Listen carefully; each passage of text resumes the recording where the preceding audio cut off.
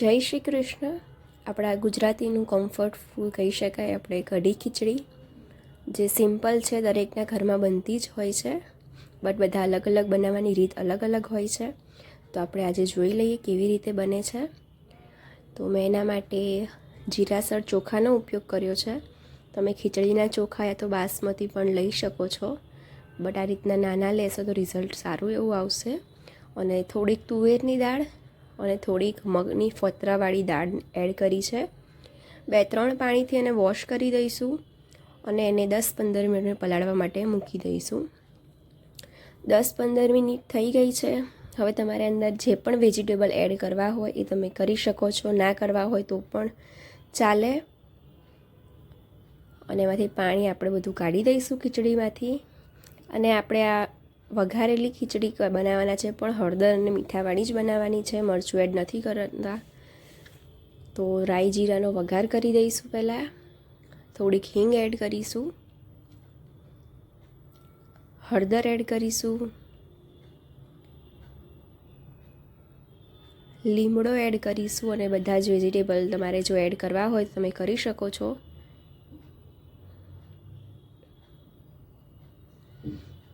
અને બધી વસ્તુને આપણે સારી રીતે મિક્સ કરીશું અને થોડીક વાર એને તેલમાં સાંતળીશું. પછી થોડુંક પાણી એડ કરીશું, અડધો ગ્લાસ જેટલું. અને પછી આપણે એની અંદર ખીચડીના જે ચોખા પલાળ્યા હતા એ આપણે એડ કરી દઈશું, દાળ ચોખા. સ્વાદ પ્રમાણે મીઠું એડ કરી દઈશું. અને મેં ઉપરથી ફરી 1 ગ્લાસ પાણી એડ કર્યું છે અને ઉભરો આવ્યો છે. પછી મેં કુકર બંધ કર્યું છે અને 3 વિસલ આપણે કરી દઈશું. ખીચડી થાય છે ત્યાં સુધી આપણે કઢીની પ્રિપરેશન કરી દઈએ, કઢી બનાવી દઈએ. જો તમે દહીં લેતા હોય તો 1 વાટકી દહીં સાથે તમે 2 વાટકી પાણી લઈ શકો છો. મેં અહીંયા અમૂલની છાશ જ એડ કરી છે અને 3 મોટી ચમચી જેટલો મેં ચણાનો લોટ એડ કર્યો છે. અને મિશ્રણને મિક્સ કરી સાઈડમાં રહેવા દઈશું.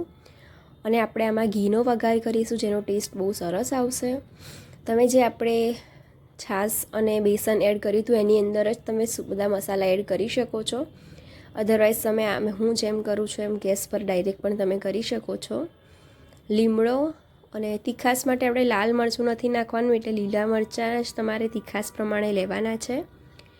તજનો ટુકડો લેવાનો છે, સૂકું લાલ મરચું મેં 1 લીધું છે. લવિંગ એડ કર્યા છે. તમને જો શરદી કેવું હોય તો પણ તમે ગરમ કઢી પી શકો છો. બધા જ અંદર ગરમ મસાલા આપણે એડ કરવાના છે એટલા માટે. તમે આદુ લસણની જે પેસ્ટ આવે છે એ પણ ડાયરેક્ટ તમે પહેલાં મિક્સરમાં એડ કરી શકો છો, લીલા મરચાંની બધું જ. પણ હું એ તેલમાં સાંતળી લઉં છું, ઘીમાં સાંતળી લઉં છું. અડધી ચમચી જેટલું મેં જીરું એડ કર્યું છે.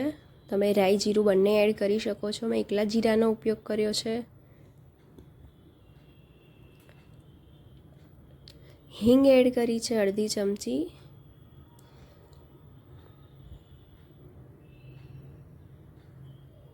હવે જેમ આપણે મિશ્રણ બનાવીને રાખ્યું હતું એ એડ કરી દઈશું.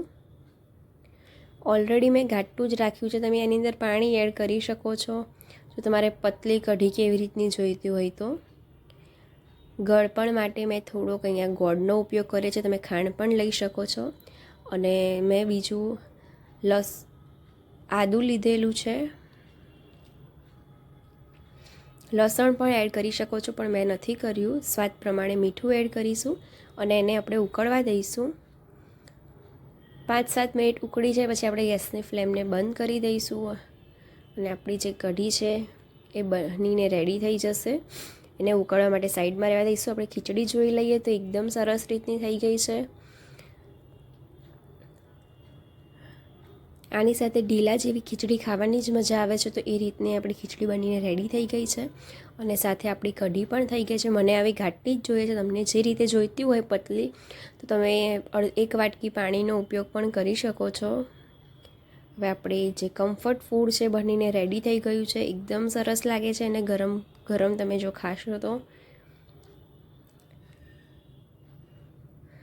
અંદર બધા વેજીટેબલ્સ બી એડ કર્યા છે, તેનો ટેસ્ટ પણ બહુ સરસ એવો આવે છે. એની અંદર ઘી એડ કરીશું તો ટેસ્ટ થોડોક વધી જશે એનો. આપણી કઢી ખીચડી અને ડીશ એકદમ રેડી છે. Thank you for watching.